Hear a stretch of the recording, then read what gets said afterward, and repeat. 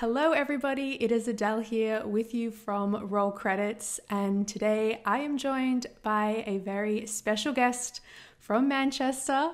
She is a film writer and film podcaster and just all around film lover. It's Millicent Thomas. Thank you so much for joining me. Hi, thank you for having me. Really excited to have you. So, Millicent is one part of the podcasting duo Screen Queens with co-host Megan Wilson. And Screen Queens is a podcast which talks all about film, the women in them, and the women who make them, which is an awesome mission statement. I am all about that. That is so cool. Millicent, I'd love to talk about the podcast and how all that came about today. But first, why don't we start? Why don't you tell me a little bit about your background in film and how you all got started? Okay, well, I have always loved movies. Like a lot of film writers and creators and stuff, they just start with being obsessed with films when they're a kid.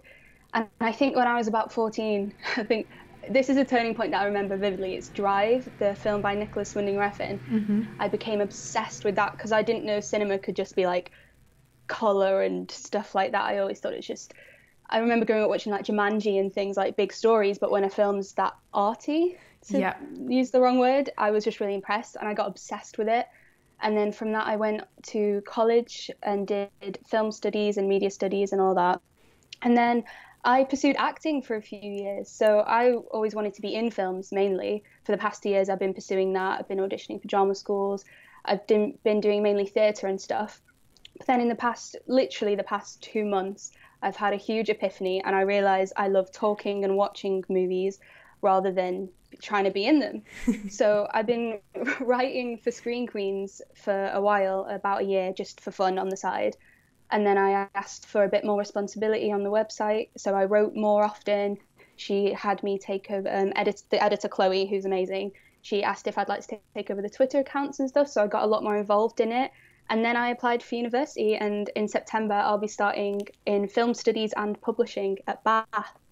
So yeah, I just love movies and I've been traveling all the different avenues trying to find my place in it all. Sounds like you've kind of dabbled in a little bit of all of it. Do you think that you'll continue your acting as well, or have you kind of moved away from that? Well, I struggled a bit like leaving it because I was so obsessed because it's all I've wanted since I was like 3 or 4 to be. I want to be at the BAFTAs and the Oscars and all that. And I used to like obsessively watch B-rolls just to be like, okay, that's what set life is like. I'm so ready. But ever since changing this kind of avenue into film journalism and writing more, I've just become so happy. Like I didn't know I could be this happy doing this. So I might leave.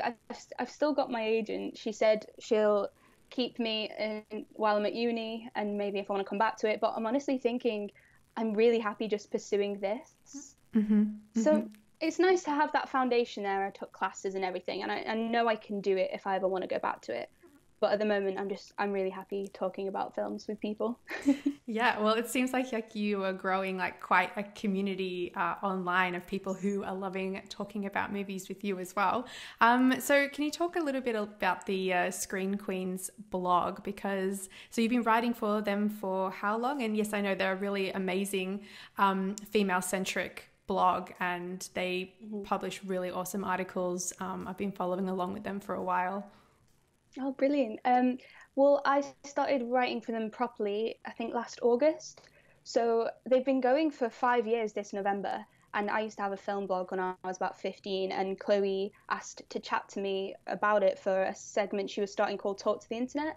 So she talked to me for the site in about 2015. And then we just stayed friends since then. So last year, I had to delete the blog when I changed my email because it just disappeared. I wanted a more professional email and it deleted everything. So I was just trying to, I know it's awful. Oh, that's so like lost to the internet archives. It's I know. Like lost. I wish I would have saved the reviews. Oh, shame. But, it's in my heart.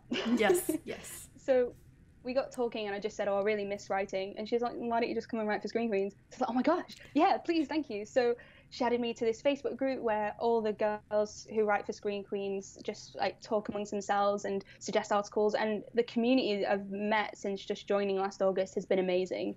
some brilliant young women from all parts of the globe. We have writers in the US, the UK, like Hungary. We have a wonderful girl from there. It's crazy the breadth of community we've built. And so, yeah, I've just been writing for them since August. Yeah. And then the podcast came about recently. Yeah. And the podcast is super exciting. Is that your little baby? Yes, I love it so much. I nurture it and take care of it. On the Twitter account, I'm always like drafting tweets, checking people are liking us and everything. So you have a co-host for the podcast. It's Megan Wilson, and she is currently based in the USA. Is that right? Yes, she's doing her study abroad there. She attends King's College in London doing film studies. How is that doing a podcast with a co-host who's in another country? Honestly, I thought it was going to be really, really difficult, but it's been totally fine. We've got a bit high tech with all the different apps we're using to get the audio right and stuff. Just checking the time differences, so making sure we're ready to record at the same time as each other, because it might be the daytime for her when it's evening for me. So just aligning that. And then, yeah, so we record the audio separately, and then I just overlap them, and it's all good to go. It's really great because there's different films out in America at different times as well. So she can talk about other things that I won't be able to over here. Smart. So you can kind of cover both film markets at the same time. Because I know that's definitely a huge thing in like the film reviewing world, is that it's so difficult. The internet is so global when you're talking about movies, but the film releases are still like sectioned by country. So that can be really frustrating when things haven't come out yet. I remember Lady Bird came out in November in America and we got it in February. So that was awful. Same as Australia. Oh my gosh, it must have been. Did you guys get it quite late as well? February, yeah, definitely, exactly the same. So it must have been an American release because that was their like home country, and then the rest of the world got it later. So the podcast it's a new creation, like it's your new baby, but it seems like it's gone off to like a really like awesome start. How has the reception been so far for it? It's been really great, actually. We weren't expecting it at all, I don't think. So I set up the Twitter account and went on to like Who Follows Screen Queens account and stuff, because we have about 800 followers on there. And I thought if I could get some of their following for us, because it is a side project essentially of Screen Queens. It's under their name. So we've tried to kind of get in touch with all the different people who follow them and see if they'd be interested in listening to us. And our friends have been really great as well, because Megan studies film. She's got all of her friends on her course to listen to it and follow, and the involvement's been kind of crazy. It's really amazing. If you just use the right hashtag, people will comment on what you're saying and they'll always have something to say. It's brilliant. We said that the podcast really focuses on a female point of view. So you're both female co-hosts, and the content, I suppose, you're talking about all types of movies, but you kind of try and take that female lens to it, and look at the female characters and female directors and that kind of thing. And has that been like a really conscious effort as you've been putting together what your discussion points are, that kind of thing?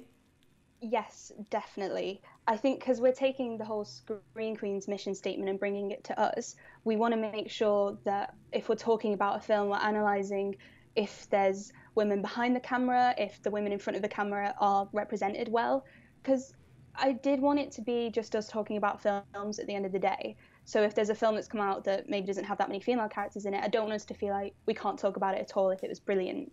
But it's always nice at the end of a discussion to just say, look, was there some great representation in here that needs mentioning, or should we say like in the future should they change things? So we just did the episode The Women of Marvel, and that was really great because it was such a broad idea. We could talk about like 18 films in that, and I love Marvel, so being able to chat about it but also bring a slight criticism and analysis to it was really interesting. Nice, really nice. And do you and Megan agree on everything, or do you have different points of view on things? I think it would be so boring if we agreed on everything. So far, I think we've had very similar opinions. Like, we like the same things, and that's why we get along and we're friends. But in the future, I think there will be clashes, especially when she's finally seen Infinity War, which I think she's seen today, and I saw it last night. I think she'll have a lot to say.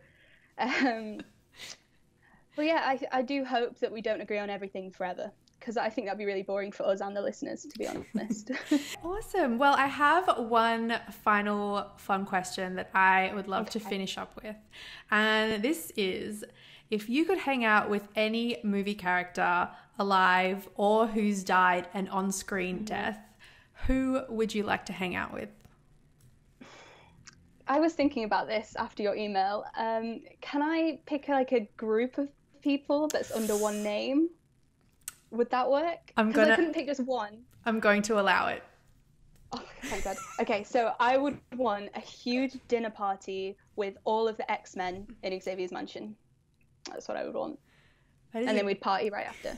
That is a great answer. It's kind of cheating. I'm not going to lie, you did cheat, but I like it. I really like it. In fact, actually, that reminds me, is it your Twitter bio? You have like the best... No, it's not your Twitter bio. You know the one I'm talking about when you talk about X-Men. Is it like my staff profile on Screen Queens? I think I mentioned, yeah. Yes. Do you know what it is? Can you read it? I think we have to like, I don't think it's a written rule, but all of us seem to include like a witty quote in our bio. And I think mine is like, her hobbies include theatre, museums, and waiting for Charles Xavier to show up and tell us she's the world's most powerful mutant. Because that's what he does to Jean Grey, and I want him to just knock on the door and Magneto and Charles just be stood there and be like, okay, you're a powerful mutant, you have to come with us to school. And I'm like, okay. One day it'll happen, I believe. Well, if you've seen Logan, you know that it probably won't, but... I've seen Logan. I'm just going to like go away and cry after this to think about Logan. Awesome. Millicent, thank you so much for having a chat with me today. It was really fun. And tell everybody who's listening or reading the notes afterwards where they can find you and they can find more from Screen Queens. Okay, so if you want to read some amazing articles by some amazing young women, head to screen-queens.com for the website. And then after that, if you'd like to listen to me and Megan talk about movies, you can find us on Twitter at SQ Podcast. And on Apple Podcasts and SoundCloud, just search the Screen Queens podcast and you'll find us. Awesome. I will make sure to leave like all sorts of links and everything as well. Thank you. All right. Awesome. Thank you so much for joining me and enjoy the rest of your weekend. And for me, where I am, it's time for me to go to bed. It's very late here in Australia. But I'm glad we could like make our time zones work. Yes. Awesome. All right. Thanks, Millicent. I'll see you later. Bye. Bye.